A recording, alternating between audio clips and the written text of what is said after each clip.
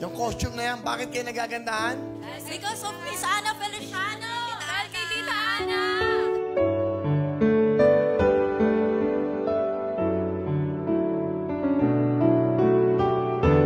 The living legend, Miss Ana Feliciano! Halika Ana! Oh, birthday mo ngayon. Oh, kita mo. Kala niya, hindi namin alam. Oo nga. Oh, may iyak na siya, iiyak na siya. Kala binali, wala siya. Ikaw pa? Oh, alam mo lang kung gaano ka kamahal dito. Napakagaling ko. Magmula pa lang sa Wawawi, Willing Willy, Real Time, Big Time.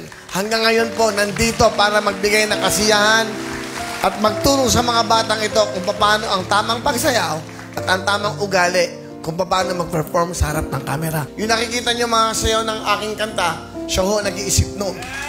It's your turn, Ana. Ano gusto mong sabihin sa lahat? At syempre sa mga taong naniniwala at sumusuporta sa iyo. Unang-unang sa lahat, syempre kay God. Syempre. Pangalawa, sa instrumento ni God na si Kuya Will. Wow! Maraming salamat sa iyo kasi hanggang ngayon nagtitiwala ka.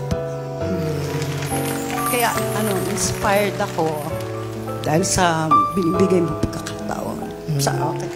At saka gusto ko pasalamatan. Lahat, mahal na mahal ko kayo.